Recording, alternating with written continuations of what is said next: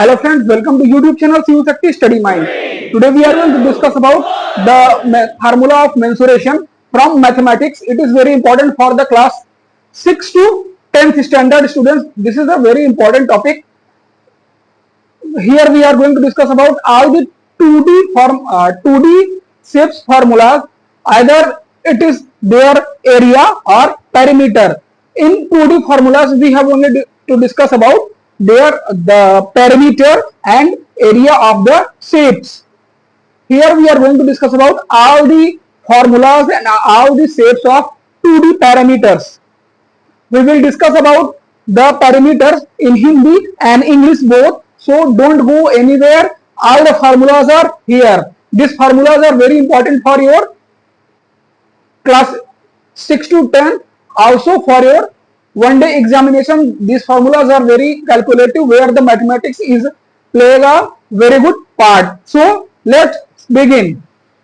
First one is the shape is square. Square means all the shapes and all the sides of a square are equal.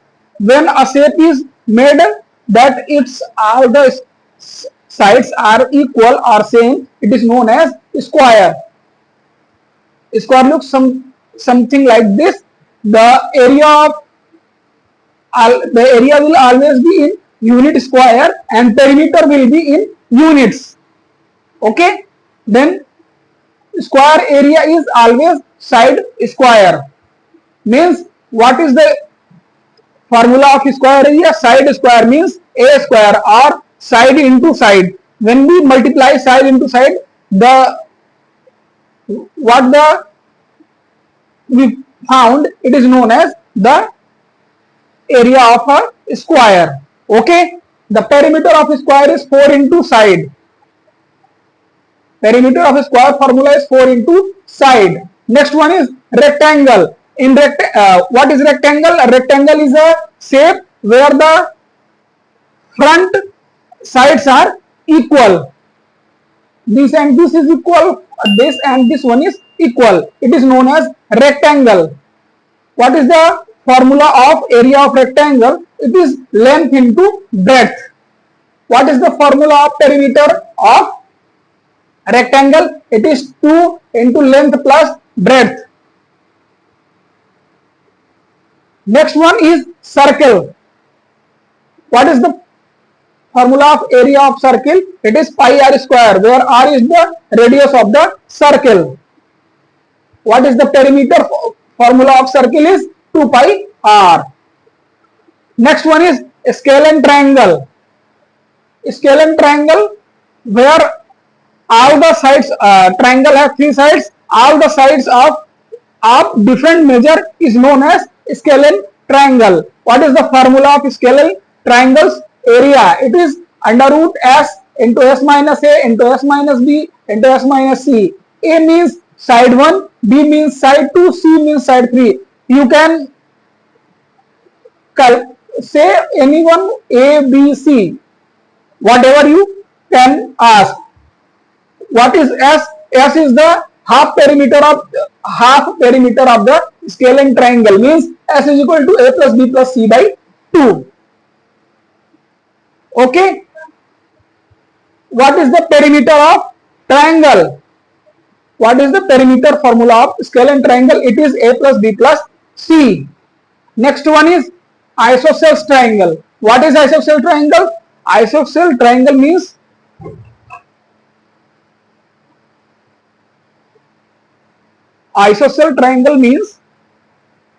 a triangle which has 2 sides equal. It is known as isosceles triangle.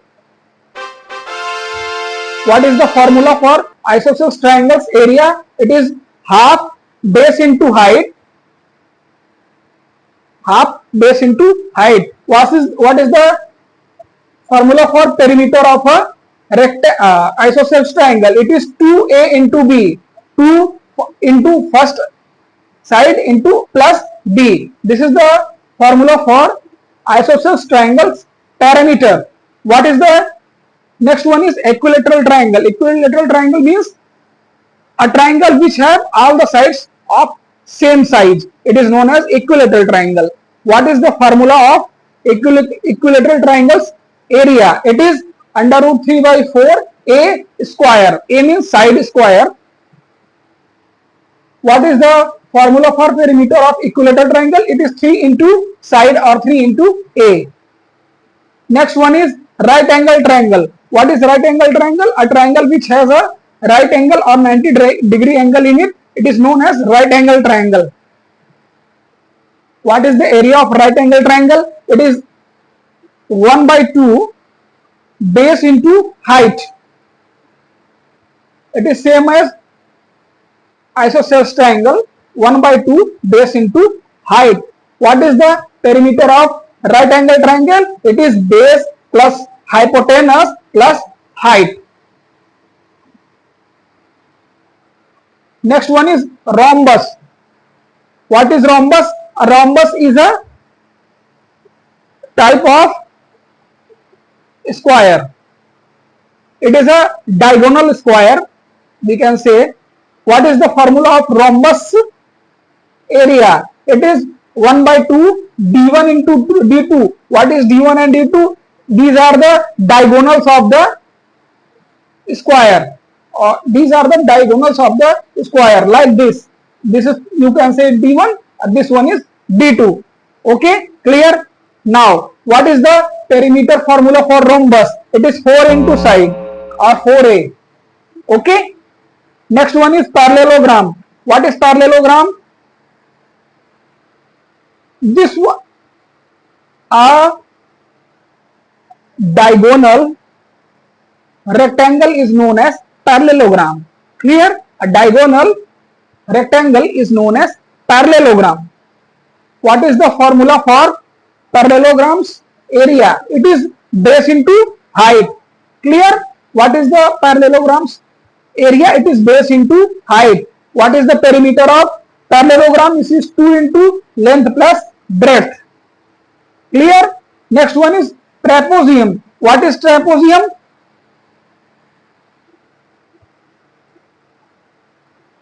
When this is known as trapezium. What is the formula for trapezium's area? This is 1 upon 2 height into sum of two sides. You can say sum of two sides. Any two sides you can carry here. 1, 2, 3, 4. These any two sides you can pick. What is the area of trapezium? Once again, 1 upon 2 half into height into sum of two sides. Next one, what is the perimeter of trapezium? It is sum of all the sides of the trapezium, a plus b plus c plus d. Clear? Any doubt? You can ask your query in the comment box. नमस्कार साथियों, हमारे YouTube channel Shiv Shakti study man पे आप सभी का स्वागत है। अभी तक आप लोगों ने इंग्लिश में मेंसुरेशन के 2 डायमेंशनल या 2 विमीय जो सारे शेप होते हैं, सारी जो इसमें आकृतियां हैं, उनसे संबंधित महत्वपूर्ण जानकारी, उनके फार्मूला यानी सूत्र से संबंधित प्राप्त की, जो आपके मेंसुरेशन को हल करते समय बहुत ही उपयोगी होती हैं। आइए अब हम इसी बात को हिंदी में दोहराते हैं, जिससे हमारा दोहरा भी जाए, हमारा तैयारी भी हो जाए और हमें याद भी रह जाए। आपके लिए बहुत ही इंपॉर्टेंट है, इसलिए लास्ट तक बने रहिएगा। बहुत ही जल्दी हम फिनिश करने का प्रयास करेंगे। आइए शुरू करते हैं। सबसे पहले जान लेते हैं स्क्वायर माने होता है वर्ग। वर्ग क्या होता है? चारों भुजाएं जिसकी एक समान हो उसे वर्ग कहते हैं। वर्ग का क्षेत्रफल होता है भुजा का स्क्वायर, भुजा गुणते भुजा या साइड इंटू साइड। वर्ग का पेरीमीटर यानी परिमाप होता है 4 गुणते भुजा या 4 इंटू साइड। अगला है आपका रेक्टेंगल। किसे कहते हैं? रेक्टेंगल क्या होता है? रेक्टेंगल को हिंदी में कहते हैं समांतर चतुर्भुज। रेक्टेंगल को हिंदी में कहते हैं समांतर, रेक्टेंगल को हिंदी में कहते हैं आयत। सॉरी, रेक्टेंगल को हिंदी में कहते हैं आयत। आयत क्या होता है? जिसकी सामने की भुजाएं बराबर हो उसे आयत कहते हैं। आयत की क्षेत्रफल होता है लंबाई गुणे चौड़ाई, सॉरी लंबाई गुणते चौड़ाई। आयत का परिमाप होता है 2 2 गुना लंबाई धन चौड़ाई। अगला है आपका सर्कल यानी वृत्त। वृत्त का क्षेत्रफल होता है pi r square. Pi r square, जहां पाई का मान होता है 22/7 या 3.16 जो आप वहां पर रखेंगे, और आर का मतलब होता है रेडियस, या इसी को हम कहते हैं त्रिज्या, वृत्त की त्रिज्या। और वृत्त का परिमाप होता है 2 पाई आर। उसके बाद हम आते हैं स्केलन ट्राइंगल। इसको हिंदी में कहते हैं विषम बाहु त्रिभुज। वह त्रिभुज जिसकी तीनों भुजाएं आपस में बराबर ना हो उसे विषम बाहु त्रिभुज कहते हैं। विषम बाहु त्रिभुज की परिभाषा के क्षेत्रफल का सूत्र है अंडररूट एस माइनस पहली भुजा, एस माइनस दूसरी भुजा, एस माइनस तीसरी भुजा। किसी को भी आप ए बी सी या पहली दूसरी तीसरी भुजा कह सकते हैं। ठीक है, यस होता है तीनों भुजाओं के योग का आधा, या यस का मतलब है तीनों भुजाओं का योग का आधा। तीनों भुजाओं को जोड़ लीजिए, उसको 2 से भाग दीजिए, जो है वो यस का वैल्यू हो गया। ठीक है, अब इसके बाद हम बात करते हैं विषम बाहु त्रिभुज के परिमाप की। तो ये परिमाप होता है तीनों भुजाओं का योग a प्लस बी प्लस सी। उसके बाद हम आ जाते हैं आइसोसेलेस ट्रायंगल। इसे कहते हैं सम द्विबाहु त्रिभुज। ऐसा त्रिभुज जिसकी 2 भुजाएं आपस में बराबर हो उसे हम कहते हैं सम द्विबाहु त्रिभुज। ठीक है, इसके जो क्षेत्रफल का फार्मूला होता है वो होता है 1/2 गुणते आधार गुणते ऊंचाई। 1/2 गुणते आधार गुणते ऊंचाई। किसका फार्मूला है ये? आपके सम द्विबाहु त्रिभुज के क्षेत्रफल का फार्मूला है 1/2 गुणते आधार गुणते ऊंचाई। याद रखिएगा, बहुत ही इंपॉर्टेंट है। आपके वनडे एग्जाम्स में भी इससे क्वेश्चन आते हैं, जहां मैथ आपका स्कोरिंग सब्जेक्ट होता है। उसके बाद इसका जो परिमाप होता है 2 गुणते पहली भुजा प्लस दूसरी भुजा। 2 गुना पहली भुजा प्लस दूसरी भुजा। मतलब ऐसा क्यों? क्योंकि 2 भुजाएं आपस में बराबर होती हैं, तो 2 भुजाएं 2 इंटू 1 भुजा प्लस तीनों भुजाओं का योग होना चाहिए। 2 भुजाएं बराबर है तो इसमें 2 a कर दिया है प्लस तीसरी भुजा। ठीक है, समझ में आ गया होगा आपके। बहुत ही इंपॉर्टेंट है, आपने पहले पढ़ा भी होगा, सिर्फ हम दोहरा रहे हैं। अगला है आपका इक्विलेटरल ट्रायंगल, मतलब समबाहु त्रिभुज। जिसकी तीनों भुजाएं आपस में बराबर हो उसे समबाहु त्रिभुज कहते हैं। इसके क्षेत्रफल का फार्मूला होता है अंडररूट 3/4 गुणते भुजा का स्क्वायर।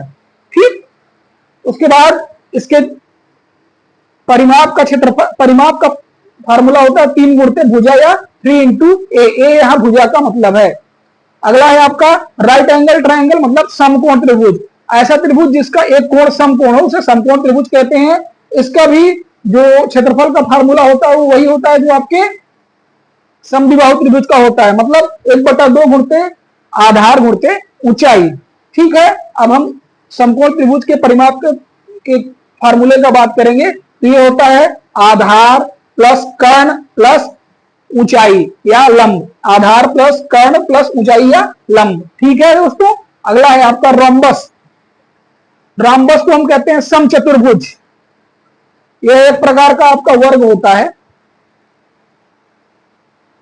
इसकी विशेषता ये होती है कि इसके जो कर्ण होते हैं, कर्ण मतलब ये रोम्बस के कर्ण यानी डायगोनल, जिसे आप इंग्लिश में बोलते हैं। कर्ण जो होते हैं आपस में एक दूसरे को 90 अंश पर काटते हैं, 90 डिग्री बनाते हैं कोण। यहाँ पर 90 डिग्री का एंगल यहाँ बीच में फॉर्म होता है। ठीक है दोस्तों, तो इसके त्रिभुज रोम्बस यानी समचतुर्भुज के क्षेत्रफल का फार्मूला है 1/2 गुणे पहला कर्ण गुणते दूसरा कर्ण, या 1/2 गुणते d1 इंटू d2 इसे आप कह सकते हो। इसके परिमाप का जो सूत्र होता है या फार्मूला वो होता है 4 गुणते भुजा या 4a। ये वही है जो आपका स्क्वायर के परिमीटर का होता है। अगला है आपका पैरेललोग्राम। इसे कहते हैं समांतर चतुर्भुज।